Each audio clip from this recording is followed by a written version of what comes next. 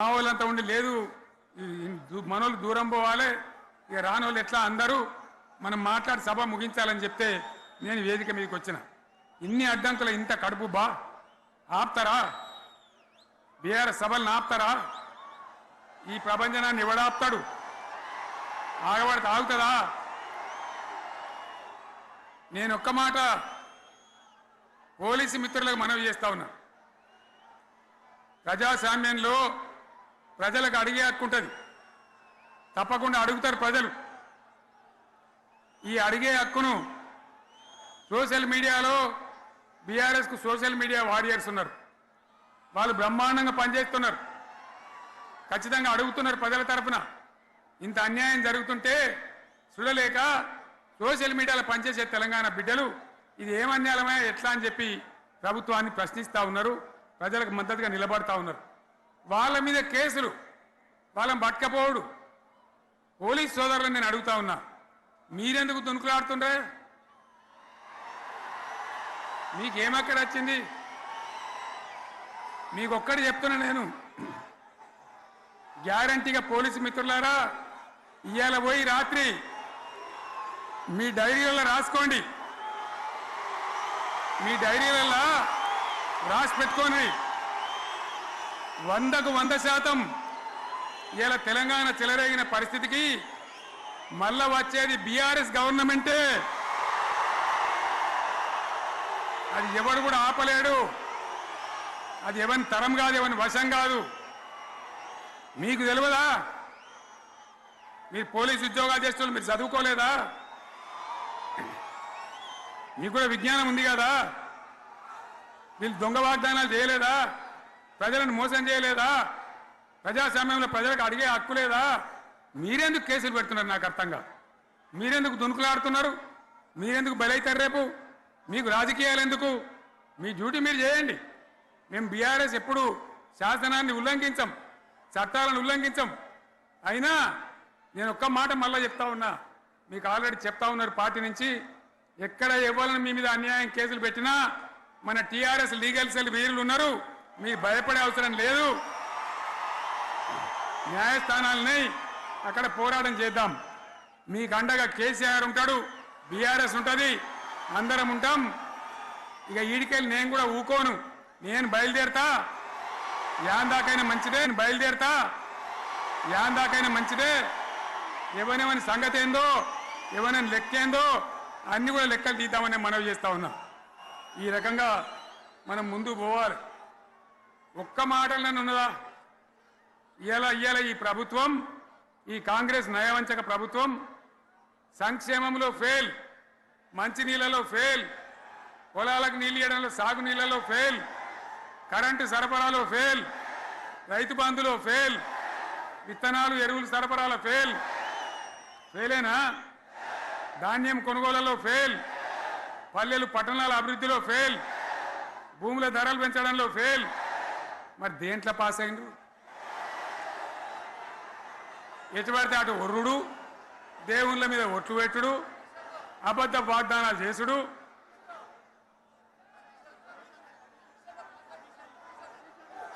అగో కమిషన్ అట 20-30% కమిషన్లు తీసుకున్నాడు, సంచులు నింపుడు, సంచులు మోసుడు.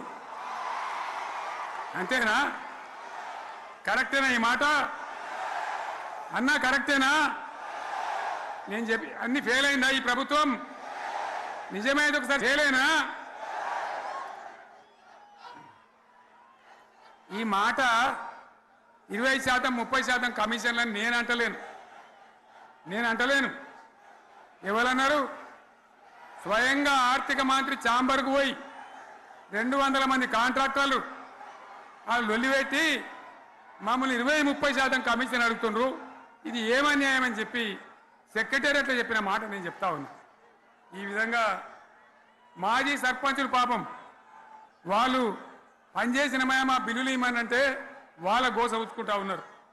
వాళ్ళేం పాపం చేసిండ్రు? ఈ విధంగా ఘోరం. ఇంకా ఈ అందానికి ఏం మాట్లాడతారు? కేసీఆర్ నువ్వు రా అసెంబ్లీకి, నీ కాయగూరకుడు ముచ్చట్లు తింటానికా? పిల్లలు అడిగితేనే మీరు జవాబు చెప్తలేరు. పిల్లలు అడిగితేనే చెప్తలేరు.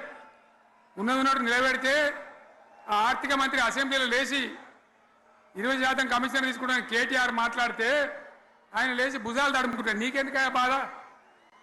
నువ్వు తీసుకుంటేనే నీకు బాధ ఉండాలి కదా. లేచి పేదలు ఉల్లి పెడతా ఉన్నాడు ఆయన అసెంబ్లీలో. ఈ విధంగా చాలా గందరగోళంగా అవివేకంతో అజ్ఞానంతో చాలా ఘోరం చేసి అడ్డమైన మాటలని చెప్పింది. దాంతో మనం కూడా గోల్మాలైపోయినాం. తీర్థం పోదాం తిమ్మక్క అంటే వాడు గుల్లే మనం సల్లే. ఆ గతికి తెచ్చింది ఇలా ప్రజల గతి. మరి మనం కూడా ప్రజలు కూడా ఆలోచన చేయాలి. ఆవేశం కాదు. గాడిదలకు గడ్డేసి బలరకు పాల్పడితే వస్తాయా?